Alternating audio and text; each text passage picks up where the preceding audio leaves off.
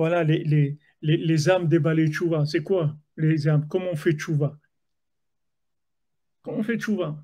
On rentre à la maison, c'est tout. Tu rentres à la maison. Tu dis, allez, arrête de faire le fou. Comme celui de Natania, là, je vous ai dit, il était à Natania, il habitait à Natania. Et il a écrit un sefer qui s'appelle Cherev Pipiot Beyadam. Il était à Natania, il est parti en Inde, il est devenu un maître dans les cultes hindous. Il est devenu l'un des plus grands maîtres qu'il y avait en Inde dans les cultes. Et c'est un Marocain de Natania. Alors, quand sa grand-mère elle a appris ça, elle est allée le chercher. Elle est allée, elle a passé là-bas. Il raconte tout dans la préface du livre. Elle a passé tous les examens. Ça lui a pris des mois pour arriver à le voir. Parce que pour le voir, il fallait passer plein de choses. Et la plupart des gens, ils se décourageaient au milieu. Elle est restée jusqu'à qu'elle est arrivée devant lui. Quand elle est arrivée devant lui, elle lui a mis une claque. Elle lui a dit, mon cher, tu rentres à la maison tout de suite.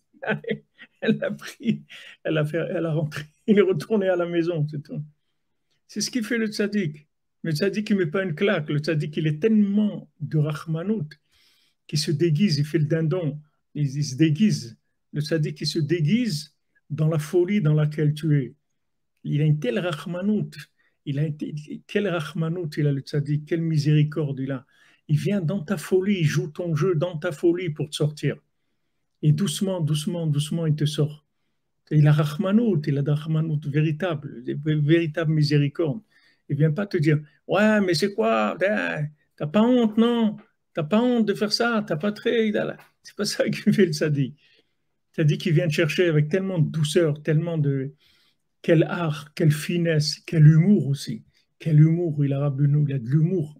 C'est pas que de la finesse, de l'amour et de l'humour aussi.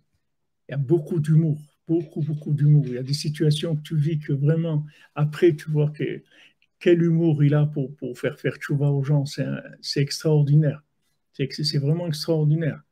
C'est ça son travail. C'est comme ça sa méthode. Pourquoi? Parce que tu vis dans son cœur. Tu vis dans son cœur. Dès que tu établis un contact avec le sadique, tu vas voir qu'en fait, c'est la seule personne qui t'aime vraiment au monde. Parce que tu vis dans son cœur. Ton âme, elle est dans son cœur.